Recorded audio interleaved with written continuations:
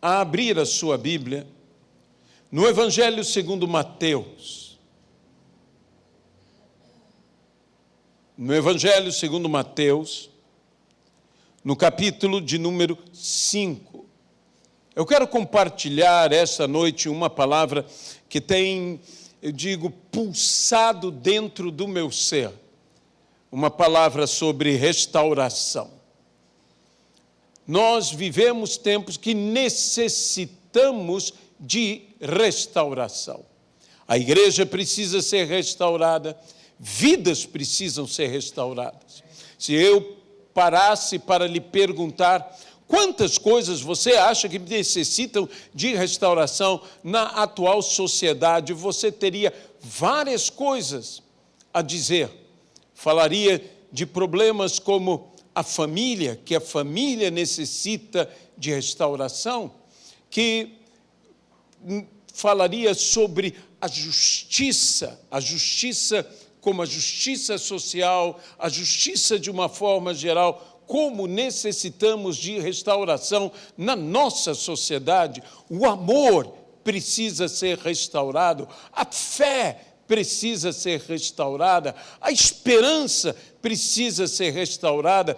Restauração é algo importantíssimo e essencial e faz parte da mensagem do Evangelho. Nunca nos esqueçamos que Jesus deseja, e a Bíblia assim nos fala restaurar todas as coisas. E se você tem alguma falta de esperança que algo ou alguém possa ser restaurado, saiba que o desejo do Senhor Jesus é restaurar todas as coisas. Todas as coisas. Isso está escrito na palavra de Deus e nós cremos na palavra de Deus e cremos no poder de Deus. Assim, venha comigo ao Evangelho segundo Mateus, no capítulo de número 5, e leremos o versículo de número 13. No sermão conhecido como Sermão do Monte, Jesus Cristo disse a todas aquelas multidões que o escutavam: vós sois. E essa palavra continua ecoando até os nossos ouvidos e nossos corações em nossos dias, que ouvimos o Senhor a dizer, por meio de sua palavra: vós sois o sal da terra. Vós sois o sal da terra. Ora, se o sal vier a ser insípido, se o sal perder o seu sabor, como lhe restaurar o sabor? Para nada mais presta, senão para, lançado fora, ser pisado pelos homens. Senhor, abençoa a tua palavra, que ela fale aos nossos entendimentos e aos nossos corações. Que o Espírito Santo da promessa, o Espírito do Senhor, se manifeste no nosso meio com poder e graça, para que o teu nome seja glorificado e que o Senhor nos ilumine, esclarecendo-nos a tua palavra e nos leve a viver plenamente a tua palavra, que a fé que vem pelo ouvir e ouvir a palavra de Deus se manifeste em nossas vidas e traga à existência aquilo que não existe. É o que nós te pedimos. E desde já te agradecemos, louvando o teu nome e te pedindo que toda honra, que toda glória e que todo o louvor sejam dados hoje e eternamente ao Senhor. No nome de Jesus Cristo. Amém e amém. Vós sois o sal da terra. O sal da terra esse elemento que salga, que dá o sabor. Muito se fala sobre o sal, se fala sobre o sal que conserva, se fala sobre o sal que nos dá sede. Tudo isto é verdade. Mas a ênfase principal que o Senhor Jesus deu ao falar, vós sois o sal da terra, era sabor. Era sabor. E esperamos e assim oramos ao Senhor, porque Ele afirmou, não que seremos, não que fomos, mas que somos o sal da terra. E Jesus colocou isto para dizer que este mundo, esta vida, sem você,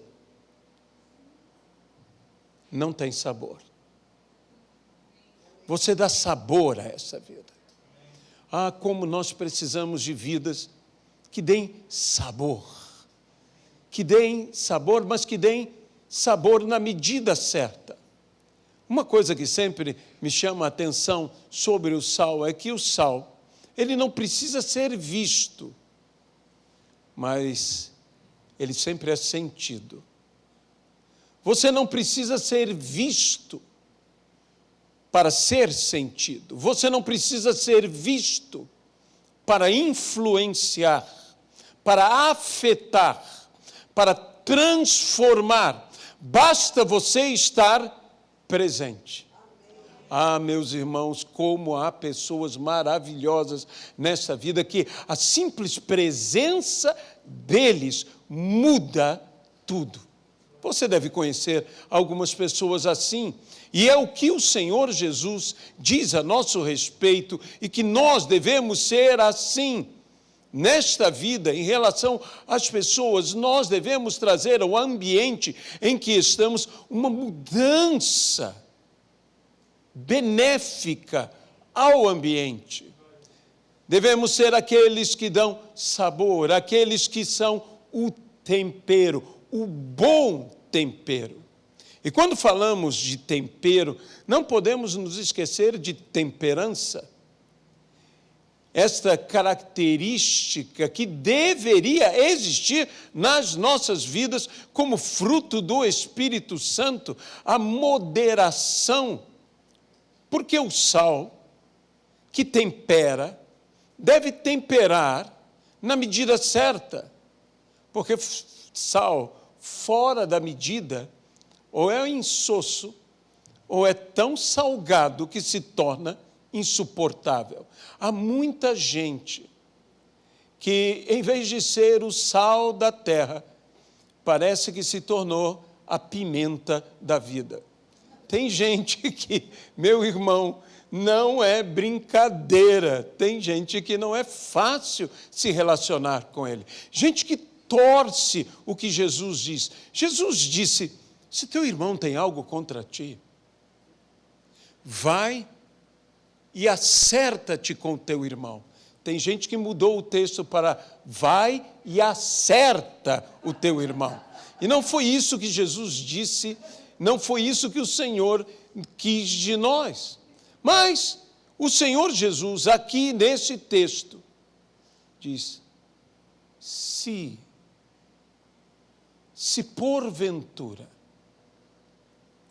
o sal perder o seu sabor. A Bíblia diz, como lhe restaurar o sabor?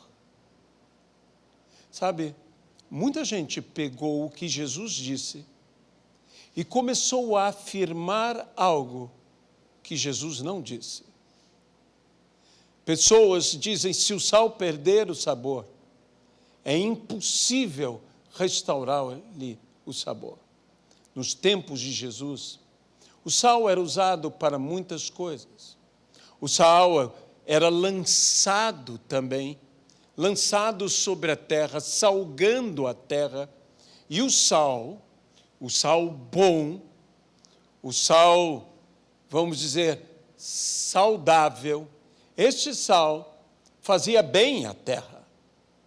Mas o sal ruim, o sal que perdia suas propriedades, nunca era lançado no solo, lançado à terra, pois em vez dele trazer uma fertilidade à terra, ele tornava a terra infértil. E por que ele tornava a terra infértil? Porque ele havia perdido suas propriedades, ele havia perdido suas características. Se a propriedade principal do sal era salgar, eu não erraria em dizer que o sal que não salga, que não dá sabor, é um sal que não cumpre o seu propósito. De modo que eu poderia dizer que este sal que perdeu o sabor são vidas que perderam o propósito. E como lhe restaurar o sabor? Como? Pastor, não há como restaurar o sabor de um sal. Jesus nunca disse que não poderia ser restaurado. Jesus apenas deixou o questionamento, a pergunta, como lhe restaurar o sabor? Foi isso que Jesus fez, para que pensássemos. Lembre-se de outra palavra do Senhor Jesus Cristo a respeito dos ricos. E Jesus dizendo a respeito dos ricos, disse, é mais fácil um camelo passar pelo fundo do buraco de uma agulha do que um rico entrar no reino dos céus. Ao que os discípulos contestaram a Jesus e disseram, sendo assim, quem pode ser salvo? E Jesus, então, respondendo aos seus discípulos, a contestação dos seus seguidores, disse, há coisas que para os homens são impossíveis, mas para Deus nada é impossível, inclusive restaurar o sabor ao sal. Então, o que Jesus está falando é um assunto sobre as dificuldades. E o problema nosso na vida é que nós tomamos as dificuldades e nós a transformamos em impossibilidades. Temos que tomar muito cuidado com essa postura em nossa vida. Quantas coisas que, por difícil que são, nós a encaramos como impossíveis. E por causa disso, estas coisas dificultosas nunca são resolvidas. Mas nós temos que entender que, ainda que para nós sejam elas impossíveis, porque quando Jesus disse e é verdade, há coisas que para os homens são impossíveis. Mas ele acrescentou, nada é impossível para Deus. O que eu não posso, Deus o pode. O que eu não consigo, Deus consegue. O que eu não faço, Ele fará. O que não está em mim realizar, Ele realizará. E Paulo, falando sobre essas dificuldades na vida, ele mesmo diz, o bem que eu quero fazer, eu não faço. E o mal que eu não quero fazer, eis que este venho a fazer. E então, qual a solução? Paulo também acrescenta no mesmo texto, que Deus realiza em nós, tanto querer como o efetuar. Aquilo que Ele criou em nós o querer, que Ele criou em mim, Ele levará esse mesmo querer a um efetuar, Ele levará a bom termo, que a Bíblia nos fala, aquele que começou boa obra em vosso meio, há de completá-la. Porque começar uma boa obra, começar uma boa coisa, é algo bom. Mas deixe-me dizer uma coisa dentro do que Jesus também nos fala, que o homem deve sentar primeiro, deve planejar, e quando for construir uma torre, calcular o que precisará e então fazer a obra que deve fazer, para que fazendo a obra e não tendo como terminá-la, não abandoná-la. Porque uma obra, por melhor que seja, não terminada, não passa de uma mera ruína. Então, meus irmãos, não vamos construir ruínas, vamos construir obras completas. Mesmo que seja uma grande ruína, mesmo que seja uma bela ruína, também as ruínas também possuem beleza. Eu acho que sim. Quando você olha umas ruínas como uma acrópole, a acrópole de Atenas, uma coisa é uma ruína, é belíssima, mas é uma ruína. Mas muito diferente é quando você está tratando sobre uma vida, quando você está construindo algo e você deixa a obra incompleta. Eu sempre gosto de dizer que na língua hebraica, a palavra demônio, ela significa literalmente uma obra incompleta, ou uma obra arruinada. Demônio, segundo as Sagradas Escrituras, são anjos que não guardaram o seu estado original, angelical. E se eu tenho o costume de começar as coisas na minha vida e não terminar as coisas na minha vida, infelizmente eu quero dizer que esse comportamento é um comportamento demoníaco. Você não precisa ser de uma malignidade, de uma ruindade, de uma maldade para ser demoníaco. Se você tem o costume de começar e não terminar as coisas que começou, isso também é demoníaco. E nós temos que não apenas começar boas coisas, mas terminar todas as boas coisas que começamos. Como lhe restaurar o sabor? Como lhe restaurar o sabor? Eu falei e repito que o apóstolo Paulo associa essa questão do sal à temperança e ao tempero. E diz, toda palavra seja temperada com sal.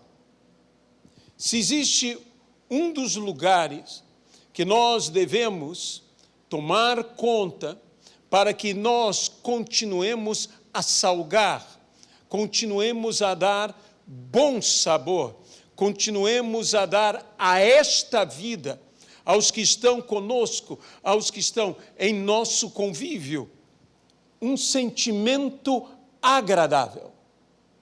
Você é uma pessoa que transforma o ambiente em que você está num ambiente agradável. Isto é o que Jesus lançou para que existisse na minha vida, na tua vida. Isso é o testemunho que nós temos que dar, o testemunho de Cristo que nós temos que dar para cumprir o propósito. Muitas pessoas se perguntam, qual é o propósito?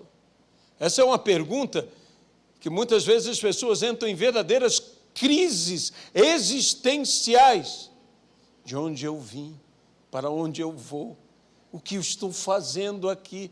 Esse o que eu estou fazendo aqui responderia tudo. E qual é o propósito da minha vida, da tua vida? Qual o propósito da nossa existência? Por que estamos aqui? Muita coisa pode se falar a respeito de cada pessoa, coisas bem diferentes, porém, algo nós podemos dizer que se aplica a todos. Porque há um propósito da minha e da tua existência. É o propósito de glorificarmos a Deus com a nossa vida. E você glorifica a Deus com a sua vida quando você tem uma vida que dá sabor a tudo ao seu redor. O propósito do sal é salgar. O propósito do sal é dar um bom sabor. O propósito do sal é tornar a comida apetitosa, deliciosa. Nós podemos dizer que nós temos essa qualidade de vida. Essa qualidade de vida. É interessante quando você vai à língua hebraica e dentro da cultura hebraica, entender isso que Jesus falou àquela multidão. Você tem que entender que Jesus, quando falava à sua audiência, ele não falava com o propósito de ser enigmático, complexo. Jesus falava e usava a parábola, por exemplo, que eram comparações com o cotidiano, com a vida comum. Então, quando Jesus falava de uma mulher separando porções de farinha, porções da massa, colocando fermento e esperando até que toda a massa levedasse, ele está falando uma coisa que toda a pessoa naquele tempo entendia do que ele estava falando. O objetivo de Jesus não era ser, volto a afirmar, enigmático. O objetivo de Jesus era que nós entendêssemos. Então, Jesus, quando falou, vós sois o sal, aquelas pessoas tinham ideia do que era, de fato, o sal, do valor que era o sal, do valor que era o sal, inclusive para os gentios, como para o mundo gentílico, especialmente Roma. Os soldados romanos eram pagos com sal, e por Cristo a palavra salário, que vem de pagamento com sal. Eles recebiam a sua porção em sal. Sal era algo valioso, sal era moeda, sal tinha valor. E quando Jesus diz para um povo sofrido, para um povo humilhado, para um povo derrotado, um povo vencido, um povo perseguido, um povo oprimido, como era aquele povo em sua maioria, ele diz, vós sois sal. Ele está dizendo, vocês têm valor. Vocês têm valor. Vocês têm ouvido de todos que vocês não têm valor. Vocês têm ouvido de todos que vocês não fazem a diferença. E Jesus está dizendo, vós sois o sal. Quando vocês estão presentes, se faz a diferença, as coisas mudam. O ambiente muda, o gosto muda. Mas muda porque, acima de tudo, muda por causa da sua maneira de falar. Aí vamos a Paulo. Que Paulo compara isto à questão das palavras. E hoje, quando nós falamos de uma palavra salgada, nós estamos falando num sentido negativo, mas Paulo fala no seu sentido positivo, palavras de qualidade. Pessoas que pacificam o ambiente, pessoas que trazem harmonia ao ambiente, pessoas que trazem qualidade ao ambiente, como a igreja se distanciou disto, deste padrão que Cristo determinou para nós como igreja. Você dentro da sua família, você dentro dos relacionamentos, você dentro do seu trabalho, você em qualquer lugar que esteja, você não deixa de ser o que você é sal. E como sal, você deve dar o sabor que só você pode dar. Às vezes nós estamos nos esquecendo de fazer o que só nós podemos fazer. E estamos querendo que outros façam, ou que outras coisas façam. Assim como muitas vezes procuramos nos lugares errados as coisas certas. E você não encontrará a coisa certa no lugar errado. Pare de procurar fora de Deus o que você só pode encontrar em Deus. Há pessoas procurando em outras coisas. Há pessoas procurando, e isso às vezes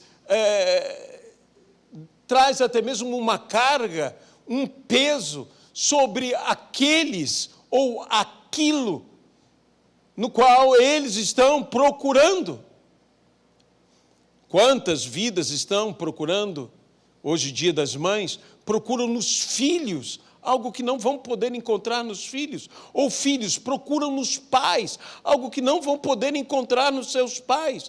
Eu não estou diminuindo a importância de um filho, e muito menos diminuindo a importância de pais, especialmente neste dia que nos lembramos das mães. E como eu disse hoje pela manhã, aquela palavra que o apóstolo Paulo disse a Timóteo, que via em Timóteo a mesma fé sem fingimento que viu tanto em sua mãe como em sua avó.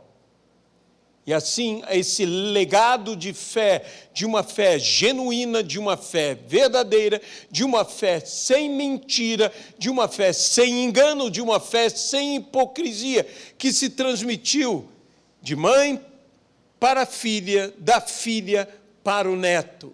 Que coisa maravilhosa é termos esta fé que é um legado de fé. O Deus de Abraão, o Deus de Isaac, o Deus de Jacó, mas também o Deus de minha avó, o Deus de minha mãe, o meu Deus. Mas foi antes o Deus da minha avó, foi antes o Deus da minha mãe. Isto é importante que famílias tenham isso, e eu oro para que haja isso na tua vida, para que haja isso em todos nós. Porém, há coisas que eu não poderei encontrar fora de Deus. A salvação eu só poderei encontrar em Jesus Cristo. Não há salvação fora dele, não há salvação sem ele. Eu só poderei encontrar a salvação em Jesus Cristo, que sendo Deus, se fez homem. Como disse C.S. Lewis, grande escritor, grande pensador, um filósofo extraordinário, ele diz: Deus se fez homem. O Filho de Deus se fez homem, para que nós, homens, possamos ser feitos filhos de Deus. Esse é algo que só podemos encontrar em Jesus Cristo. Por mais boas obras que façamos, e que, não desvalorizemos o fato de boas obras. Boas obras são, em primeiro lugar, boas. E devem ser feitas. E se somos salvos, devemos ser bons. E se somos bons, temos que ser bondosos. E se somos bondosos, temos que fazer o bem. Nesses dias, pregando aqui na igreja, eu chamei a atenção para aquela parábola dos talentos, em que a 2 é dito servo bom e fiel. E a um é dito servo mau e negligente. E os servos que eram bons, o que fizeram? Serviram bem. E o servo que era mau, o que fez? Serviu mal. Porque cada um serve segundo é a sua natureza. Quem é bom, serve bem. E quem é mau, serve mal. De modo que nós devemos ser bons para servirmos bem. E esta bondade, esta característica, este bem que deve existir em nós, é o fato de sermos sal da terra. Para que possamos dar a essa terra o sabor, para que possamos trazer a essa terra a cura. Quando o profeta Eliseu ouve o clamor daquela cidade, a saber, Jericó, e diz: a cidade é bem localizada, mas suas águas são ruins. O profeta pede um punhado de sal, numa bandeja nova de prata. E ali ele toma o sal e lança sobre as águas. E a Bíblia diz algo interessante, que as águas vieram a se tornar doces. Essa é uma das coisas mais estranhas das citações bíblicas, porque se eu jogo sal, o que eu espero é que as águas fiquem salgadas. Mas há um tipo de sal que, quando cai sobre águas amargas, torna tais águas em águas doces. E isto deve ser o tipo de palavra que nós temos, que transformará a amargura em doçura. A amargura em doçura. Sempre que eu penso de transformar a amargura em doçura, eu me lembro da abelha. A abelha sorve. Sorve, seja o elemento mais amargo que exista das flores, e processa dentro dela. E ela devolve doce. Meus irmãos, não é que não haja coisas amargas na vida, mas nós podemos deixar o amargo ser processado dentro de nós. A Bíblia diz sobre aquele livro que o profeta comeu, que na sua boca era doce, mas no seu estômago era amargo. Temos que saber que há dois sabores. Um sabor que se manifesta na boca, que é doçura. Outro sabor que se manifesta no estômago, que é amargura, que é amargo. Porque uma coisa é o sabor do que se recebe, outra coisa é o sabor do que se digere. E nós precisamos digerir o que temos recebido. Mas mais importante é entendermos que na nossa boca, o que tem que ser encontrado, mesmo que haja amargura dentro de nós, tem que haver doçura na nossa boca. Doçura, agora digo eu, não apenas para quem come, mas doçura para quem ouve. Pois as palavras na boca são palavras para serem ouvidas. São palavras para serem transmitidas. E se eu quero que, de fato, salgar essa terra, por incrível que pareça, eu transmitirei mais doçura que qualquer outra coisa a este mundo. Isso, como igreja, nós temos que fazer. Isso, como servos do Senhor Jesus, como sal da terra, nós temos que realizar. Jesus se dirigiu a esta gente. Eu volto a dizer, qual a visão que você tem das pessoas que estavam ali presentes? Eram pessoas semelhantes àquelas pessoas que seguiram o rei Davi, quando o rei Davi fugia de Saul.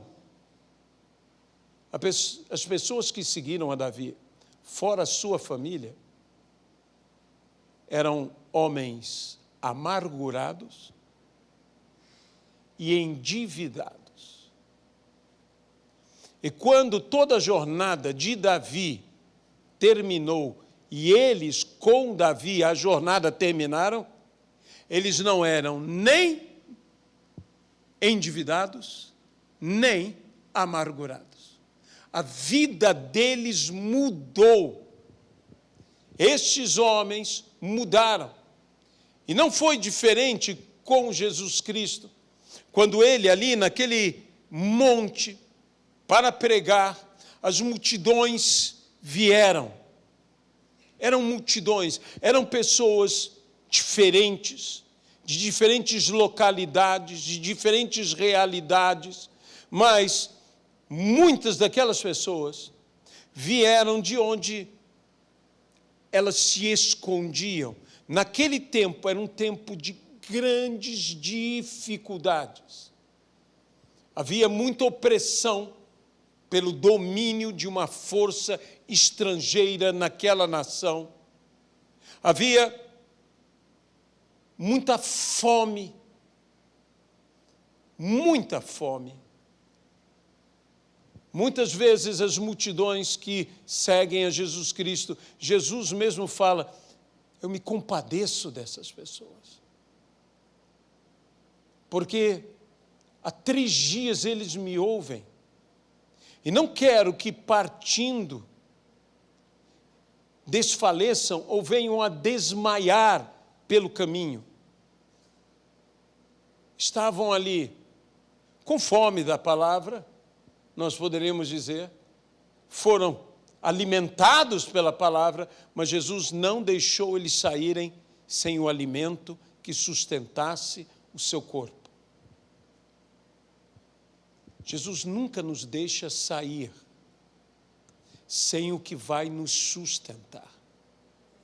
Jesus não nos permite sair, seja de que culto for, de que reunião for, sem nos dar o que nos sustentará e impedirá que venhamos, pelo caminho da vida, a desmaiar, a desfalecer, a cair, a tropeçar por fraqueza, por debilidade. Ele não nos permitirá que saiamos da sua presença sem um milagre que vai nos sustentar. Nós precisamos de um milagre para nos sustentar. Será que você nunca disse na sua vida, só um milagre? Só um milagre. Eu preciso de um milagre. Eu conheço um pastor que escreveu um livro com um título muito interessante, que já escreveu o segundo com o mesmo título, que é Senhor, eu preciso de um milagre. E já que é o segundo livro, vai ver que precisa de 2 milagres, não é? Senhor, eu preciso de um milagre. E muitas vezes na nossa vida nós estamos assim dizendo, Senhor, só um milagre na minha vida, mas Ele tem um milagre na tua vida que vai te sustentar, que não vai deixar você cair pelo caminho, que você andará e terá forças para caminhar. Ele não te deixará sair sem um milagre que você precisa. É a Ele seja dada a glória por isto. Se o sal perder o sabor. Se o sal perder o sabor. Sal da terra. Nós somos a cura para este mundo. E se o remédio perde a força, o que nós temos que fazer? Nós temos que curar o remédio. Nós temos que sarar o que nos sara. Nós temos que fortalecer a cura. A palavra nos diz: se o meu povo, que se chama pelo meu nome, se humilhar e se converter dos seus maus caminhos e orar, eu dos céus ouvirei a sua oração. E então diz: e eu sararei a sua terra. Sabe, quando nós falamos de terra, nós temos uma ideia muito de uma totalidade. Mas quando o povo de Israel ouvia essa palavra terra, ele não pensava na ideia que nós temos de cosmos, na ideia que nós temos de mundo. Ele pensava na promessa, na terra da promessa. Ele pensava na sua terra, ele pensava na sua possessão. Deus quer curar a sua terra. Deus quer curar o lugar aonde você está. Deus quer curar a tua família. Não é sem motivo que o apóstolo Paulo disse àquele carcereiro de Filipos: creia no Senhor Jesus Cristo e serás salvo, tu e toda a tua casa. Será curada a tua casa. Não somente você, não somente sua vida, mas todos os seus e tudo que tem a ver com você. Mas se o sal perder o sabor, se o remédio perder a eficácia, há de se devolver ao remédio a sua força, há de se devolver ao remédio a sua eficácia. Nós fazemos isto. As indústrias farmacêuticas fazem isto. Quando veem que um remédio está perdendo a eficácia diante da enfermidade para a qual ele foi criado para vencer, o que eles fazem? Eles refazem todos os seus cálculos, a sua forma, e fortalecem o remédio para que o remédio, agora mais forte, cure. Eu sei que a palavra remédio, que em outras línguas nós usamos uma palavra mais apropriada, que é medicina. Damos medicina, que é cura. Mas o remédio, em português, tem um sentido muito engraçado, porque remédio é aquilo que remedia. Remédio é o que te dá tempo para que você mesmo se cure. Isso é remédio. Benjamin Franklin, que era um homem muito interessante e que criou o primeiro almanaque que se tem notícia, dizia que médicos são pessoas muito interessantes, que nos tratam, sim, mas que no final Deus nos cura e eles apenas cobram. Benjamin Franklin era um homem engraçado. Não é que seja uma verdade bíblica o que Benjamin Franklin falou, porque não é. Os médicos são bênção de Deus nas nossas vidas e que nós devemos dar graças a Deus pelos bons médicos que nós temos. Porque no Brasil, graças a Deus, nós podemos não ter a melhor das medicinas, mas nós temos bons médicos. Nós temos bons médicos, e louvado seja o Senhor por termos bons médicos. E que você valorize os médicos que tem. Ponha sua confiança em Deus, mas valorize os médicos. E um conselho: vá aos médicos, trate-se, mantenha a sua saúde, cuide bem do templo do Espírito, que é o seu corpo. Amém?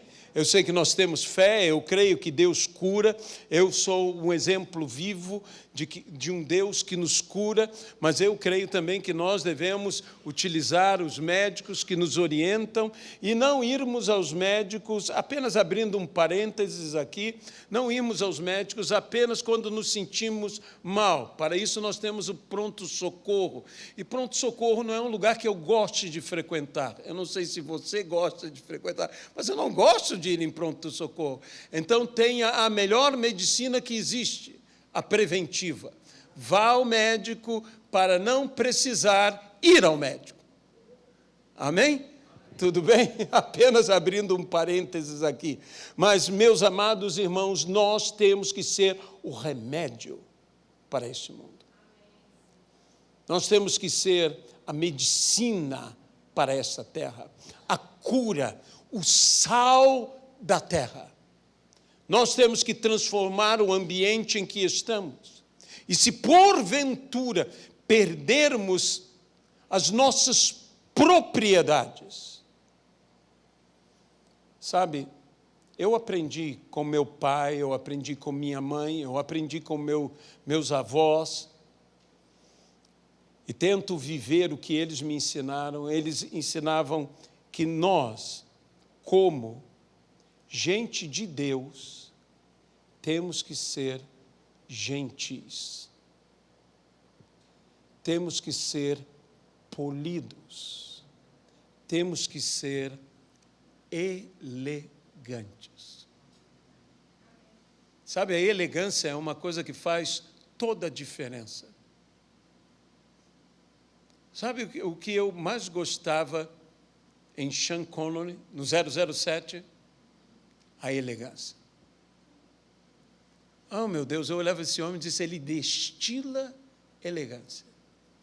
E é uma coisa que realmente todos nós deveríamos ter e que, eu volto a dizer, faz uma diferença tremenda. Charme.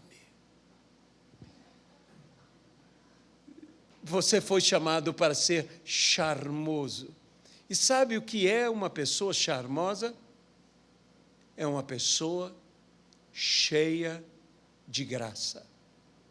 E se nós somos do Senhor, nós devemos ser cheios da graça de Deus. E se nós somos cheios da graça de Deus, você é charmoso.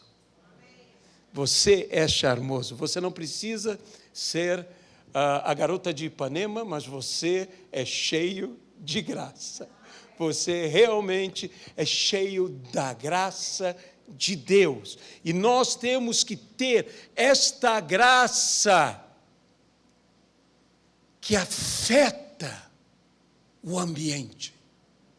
Que quando chegamos à graça do Senhor, o sabor, o bom sabor chega. O bom sabor chega. Eu me lembro, e com isso eu termino, de quando, aquela primeira vez que eu citei as experiências que eu tive quando o Senhor me levou em missões, e eu fui a Roma.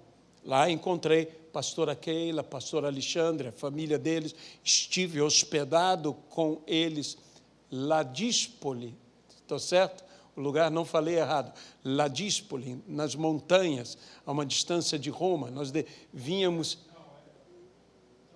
Então não é Ladispoli, Ladispoli era a praia. Ladispoli era a praia. Qual era o nome da... Fabro, perdão, coloquei o mar na montanha, então, né, ou mudei a montanha de lugar.